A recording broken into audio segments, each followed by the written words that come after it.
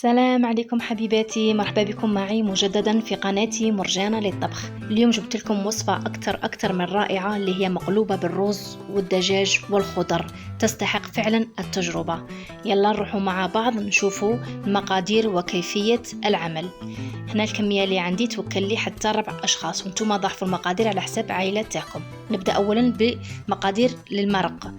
المرق راح نحتاج إلى قطع من الدجاج، حبة بصل متوسطة الحجم، شوية قزبر ومعدنوس، 2-3 سنات توم، ورقة رند، 2 حبات كبابة، عود قرفة، وشوية نجمة الأرض. نحتاج إلى غرفية ماشي معمرة بزاف من الرز. بالنسبة للخضر اللي راح نضيفها من بعد، 2 حبات بطاطا، و1 بصل كبيرة الحجم، 2 حبات دنجال، 3 حتى 4 حبات جزر، و2 حبات فلفل حلو. إذن هذه هي مقاديرنا لوصفة اليوم. أول حاجة نروح نوجد المرق اللي راح نحتاجه. نجيب طاجين نسخنه مليح، نضيف له 2 معالق حتى 3 معالق زيت، مغرف صغيرة سمن حتى يذوب السمن وتسخن الطاجين تاعنا معنا. نقلي الدجاج، البنات قلوا الدجاج مليح باش يجيكم المرق بنين قبل ما تضيفوا له أي شيء. هنا حبة البصل انا راح نبشرها، اللي ما عندهاش هذا الروبو تقدر تسكرفجها ولا تقطعها بيدها. اذا بعد ما تقلى معايا الدجاج راح نضيف الحبه تاع البصل تاعنا ونقلي. اول حاجه نديرها للبصل هي الملح، والملح كل وحده على حسب الرغبه تاعها. الملح راح يساعدنا بزاف باش البصل يذوب لينا بسرعه. أنا زدت مغرف سكنجبير اللي هو زنجبيل، مغرف صغيرة كركم، قليل من الفلفل الأسود أو الأبيض، درت الرند، قرفة عود، و2 حبات من الكبابة والنجمة. ونحرك مليح المقادير تاوعي، نقصوا للنار على نار قليلة باش تقلى بعقلها، وراكم تخدموا في شغلكم أمامطون. هنا بعد ما فاتت حوالي 7 دقائق ضفت 2 سنات توم والقزبر والمعدنوس. انا هنا ما درتهمش في الاول باش ما ينحرقليش الثوم، خليت حتى البصل طلق الماء تاعو. اذا نزيد نحرك ونخليه يتقلى مليح على نار قليله. صدقوني كل ما تقلوا المرق تاعكم والبصل تاعكم كل ما تجيكم نتيجه افضل، والمرق يجيكم بزاف بنين. في نفس الوقت نخليه يزيد يتقلى شويه، 3 دقائق، ونروح نجهز الخضره تاعي اللي راح نقليها فيما بعد. هنا الجزر قطعوه بطريقه طوليه احسن باه الشرائح تاعكم يجوكم شويه كبار. بالنسبه للدنجال تاني راح نقطعو شرائح رقيقه بالبزاف باش يطيب لنا بسرعه ويقطع لنا بزاف. انا هنا في هذه الكميه كنت استعملت 1.5 فقط. شفتوا كيفاش الدنجال كي تقطعوه رقيق يعني يعطيكم كميه كبيره بهذه الطريقه. بطاطا ايضا نقطعها شرائح ولكن نخليها شويه خشينه باش كي نقليها ونحطها في المرق تاعي باش ما تذوبليش تبقى باينه. الفلفل ايضا نفس الطريقه نقطعه الى شرائح بهذا الشكل. واخر شيء بقات لنا البصل، راح نقطعها تاني شرائح رقيقه كما راكم تشوفوا باش بالخف تذوب لنا في الزيت. اذا هنا بعد ما راني وجدت كامل الخضره تاعي قطعتها نبدا نقليها. سخنت المقله تاعنا، ضفت حوالي 2 ملعقة زيت ما كترتش، ونبدا نشوح في الجزر تاعي. راح يزيد يكمل طيابه في المرق، يعني ماشي شرط يكون طايب مليح، المهم يرفد هذيك البنه تاع القليان. راح نضيف شويه ملح باش ما تجينيش صامت، وشويه توم بودره. اللي ما عندهاش توم بودره تقدر تستعمل نصف سنه صغيره من التوم. بعد ما تشوح معايا الجزر نحيه، شوفوا كيفاش حمار معايا. في نفس الوقت كنت دايره الدجاج تاعي يتقلى، خليته عطيت له وقته حتى حمار معانا بهذا الشكل. والبصل تكراميليزا اللي تكون مزروبه تقدر اشاك فوا تزيد شويه مغالي وتخليه يتقلى. هنا بعد ما تقلالي مليح راني نضيف ماء سخون حوالي 3 عبار من الروز، ونخليه يزيد يكمل طيابه 21 دقيقة حتى يطيب هذاك الدجاج. هنا الله الله على الريحة، ما شاء الله جات المرقة بزاف بنينة. هذاك الدمج بين نجمة الأرض والكبابة والقزبر والمعدنوس راح يضيف نكهة بزاف شابة. إذا تبعتوا هذه الطريقة راح تتحصلوا على نتيجة رائعة. هنا بعد ما نزحت قطع الدجاج تاوعي راح نعاود نقليهم في شوية زيت، اللي تحب دير شوية زبدة دير. حمرتهم مليح باش يزيدونا نكهة أفضل. ونروح نكمل تاني الخضر تاعي. هنا البطاطا ماذا بكم تقليوها نصف طياب، متخليوهاش حتى طيب بزاف وتحمر بزاف. هنا وجدت مقلاة اخرى درت فيها شويه زيت كما راكم تشوفوا. راح نقلي الدنجال تاعي، او بمعنى اخر راح نشوحهم. انا صراحه نفضل هذه الطريقه، ما نبغيش نحط زيوتات بزاف باش المقلوبه ما تجيناش ميدمه. كما نعرفوا الزيت مضر بالصحه، نقصوا لو ماكسيموم.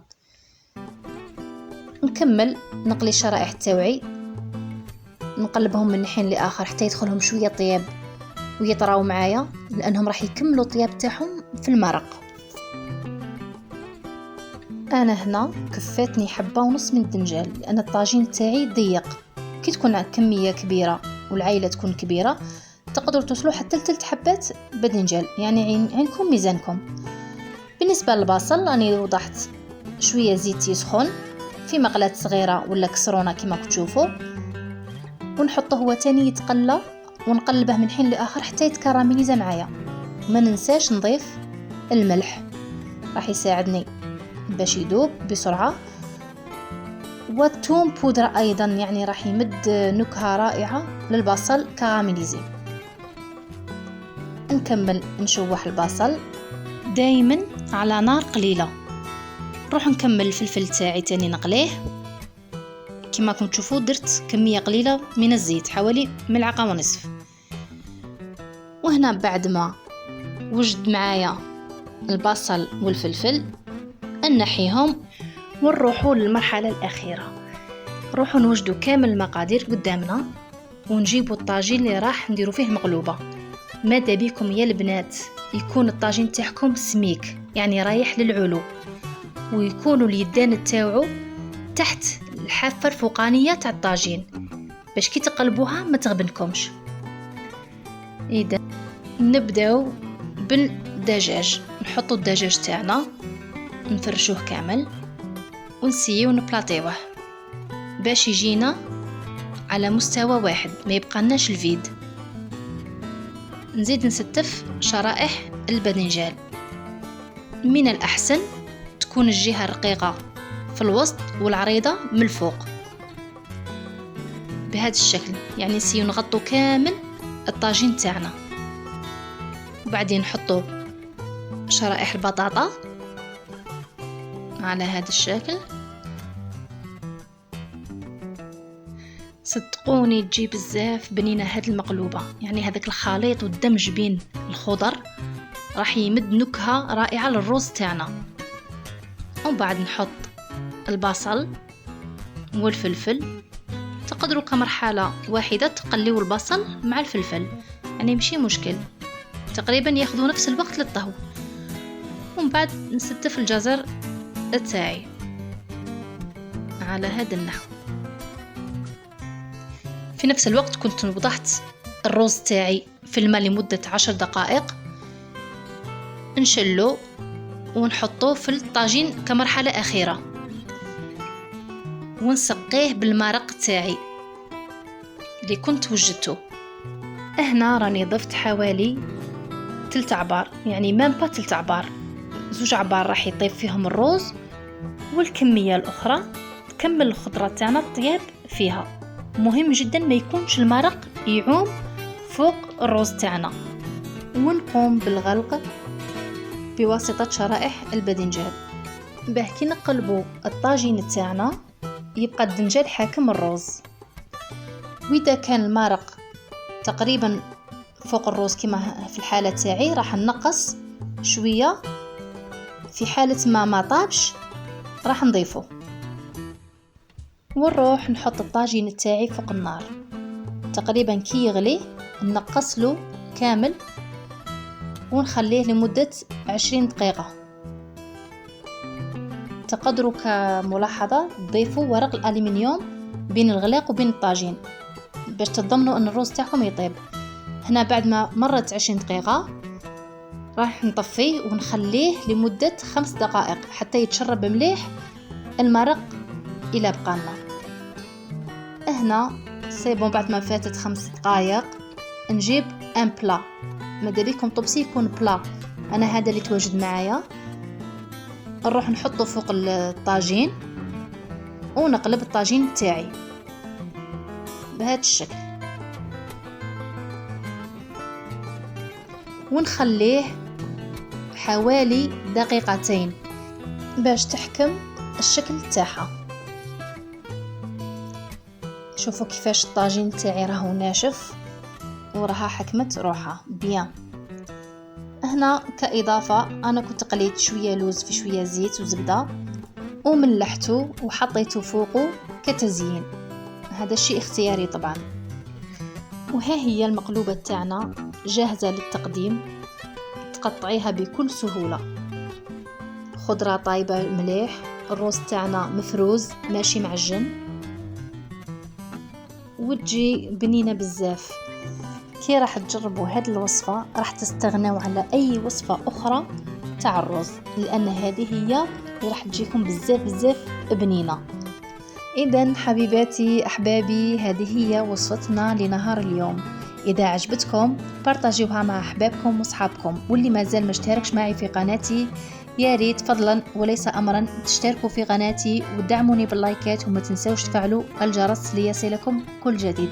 والسلام عليكم ورحمة الله.